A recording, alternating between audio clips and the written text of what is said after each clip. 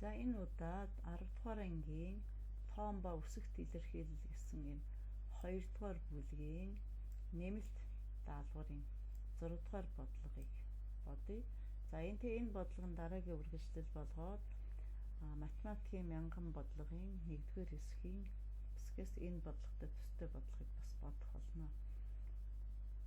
За тэгэхээр энэ бодлогыг бодохын тулд бид нар эхлээд энэ 1-р хаалтыг ер нь бол энэ нарийнда ингээд 1-р үйлдэл, энэ 2-р үйлдэл, 3-р үйлдэл. За тэгээд энэ 4-р үйлдэл, ингээд 5-р үйлдэл, 6-р үйлдэл. За энэ 7-р үйлдэл, ингээд 8-р үйлдэл, 9-р үйлдэл, 10, 11 үйлдэлтэй бодлого байна. Тоомчлоход, багцлахад. За энд квадрат хязгаарыг шилжүүлэхийг тооцсонгүй. За ингээд бодлолтондоо оръё. За ингээд 1-р үйлдэл бол энэ эхний хаалтан дээр ажиллах ёстой бид. За эхний хаалтанд ингэсэн байгаа юм. Эхний хаалтан дээр энэ 27 бол 3-3 зэрэг.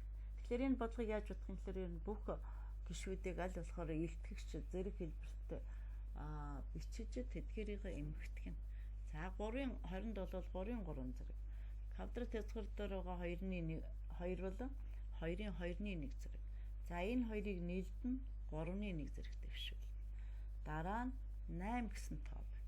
Тэгвэл энэ 8-ыг 2-ын 3-ны зэрэг 2-ын 3 зэрэг хэлбэрээр бичнэ. За яагаад ингэж зэрэг хэлбэрээр бичиж байгаа юм гэхээр эн чинь нөгөө тоонуудаа эмхтгэх тийм төсөөтэй хэлбэрт оруулаад юм гэж ойлгоо шүү дээ, тийм ээ. За язгуур дээр 2 бол 2-ын 2-ны 1 зэрэг. За энэний мөн гадуураа 3-ны 1 зэрэг байгаа нийтдээ. Одоо энэ зэргийг зэрэгээр үржүүлнэ. За тэгэхээр 3-ын 3 зэргийг 3-ын 3-ны 1 зэрэгээр үржүүллээ.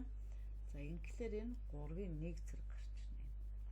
2-ын 2-ны 1 зэргийг 2-ын 3-ны 1 зэрэгт үржүүлэхээр 2-ын 6-ны 1 зэрэг боллоо. Нэмэх нь 2-ын 3 зэргийг 3-ны 1 зэрэгээр үржүүлэхээр 2-ын 1 зэрэг гарч ирнэ. За дараа нь 2-ын 2-ны 1 зэргийг 3-ны 1 зэрэгээр үржүүлэхээр 2-ын 6-ны 1 зэрэг гарч ирнэ. Ингээд эмгтгэл гараад ирсэн чи хоёуланд нь ижилхэн 2-ын 6-ны 1 зэрэгт энэ тоо байна. Тэгээ өмнө нь байгаа үржиж байгаа тоо бол хоёулаа бүхэл тоо байна. Ингэхээр энэ хоёр гишүүн бол 1 ба 2 дахь нэмэгдэхүүнүүд бол ижил төсөөтэй гишүүд учраас энэ хоёрын нийлбэр 5-ыг үржих нь 2-ын 6 зэрэгт гарч ирээ. За яагаад 5-ыг үржих нь 2-ын 6 зэрэгт гарваа гэдэгтээ бас асуух хөвгт байж магад. Тэгэх юм л энийг цааш нь ингээд бодох юм л эндээс нөгөө ерөнхий үржигдэхүүнээ гаргачих нь. За ингээд бидний энэ бодлогыг үүсгэх хүүхдүүдийн төвшин өөр учраас зарим нэгэн зүйлийг бас жоохон дэлгэрэнгүй хэлж өгөх нь зүйн хэрэг байхаа гэж бодож байна. За ингээ хаалтан дотор хэд байх вэ? 3 дээр нэмэх нь 2 гэсэн ийм гарч ирнэ. Ингээ энэ үндслэлээр нь бол хариу нь ийм болж ирсэн. За одоо бүгдээрээ 2 дугаар хаалтыг бодъё. За 2 дугаар хаалтыг бодоход бидэнд эхлээд ямар үйлдэл хэрэгтэй юм бэ гэхээр за 7-ны 2-ыг үржих нь гэж байгаа. За 343 гэдэг маань 7-гийн 3 зэрэг. Аль болохоор бүгдийг ижил болгож хурааж эмгтгэх зорилготойгоор ийм зүйл хийж байгаа. За энэ квадрат хязгаар дээр 2 гэдэг бол 2-ын 2-ны 1 зэрэг. Энэ 2 нийлээд гадуураа 3-ны 1 зэрэг. Хасах нь 10-ыг үржих нь. За энэ 10-ийн ботрохыг энд энгийн ботроход шилжүүлээ. Тэгээд 1000 чиг нь бичсэнгүй энэ зэргийн хэлбэрээр бичих ёстой. Бид 10 дугаар анги тэгвэл арай ажил хөнгөчлөгдөн тийм ээ. За язгуур дээр 2 гэдэг бол 2-ын 2-ны 1 зэрэг. За энэ хоёртой гадуураа нийлээд 3-ны 1 зэрэг болсон. За энэ дээр 1-р үйлдэл дээр явахад нэмэлт хийгээгүй тэрийг дахин ярьчих. За 7-ны 2 гэдэг хүүхэд болгоны төвшин өөр гэж багш нь хэлсэн шүү дээ. Тэгэхээр энэ 3-ны 1 зэрэгтэй хаалтан дотор байгаа бүх гишүүд ийг 3-ны 1 зэрэгт дэвшүүлэн тэхийн тулд энэ хаалтны гадна байгаа зэргийг дотор байгаа зэргээр нь үржүүлж өгдөг. Тэгэхээр 7-ны 3-ыг үржих нь 7-гийн 3 зэргийг үржих нь 7-гийн 3-ны 1 зэрэг. үржих нь 2-ын 2-1 зэргийг үржих нь 3-1 зэрэг.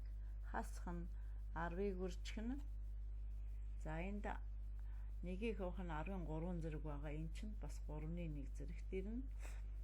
За тэгээд 2-ыг үржих нь 2-1 чинь ийм болно. За энийг ингээд энэ хаалтнаас нь гаргаад ингээд бичиж та. За энэ хаалтыг ингээд за ийм болоод ирлээ. За ингээд ирэхлээр энэ маань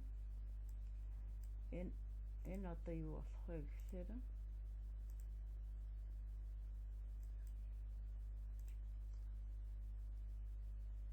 за нөгөө зэр тооч нь одоо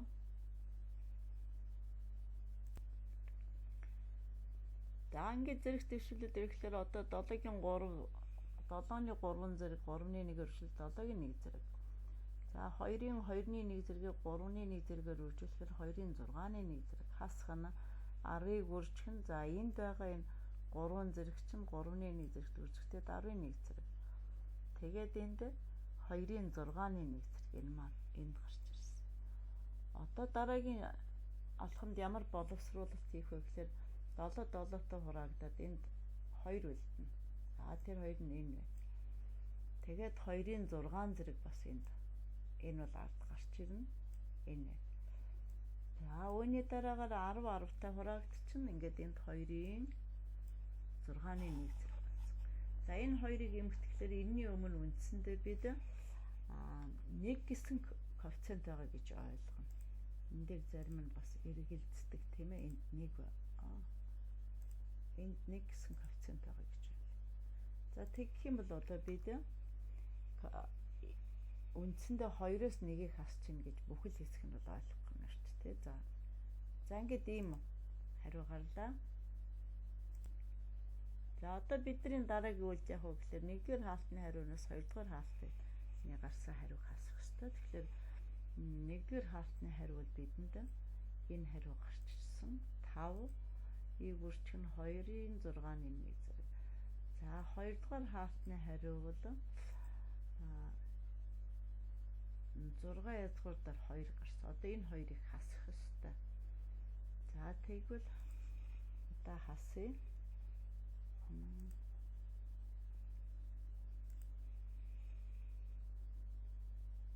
За хасхлаар энэ 5-ыг өрчих нь 2-ын 6-ны 1 зэрэгс 6 язгуур дээр 2-ыг хаслаа. Тэгэхээр энэ хоёр чи ижилхэн учраас ингээд бидний бодлогын хариу энэ гарлаа.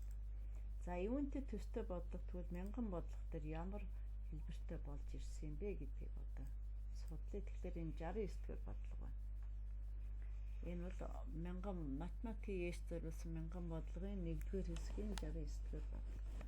Энэ бодлогыг хэрхэн бодох вэ гэдэг дээр ажиллая.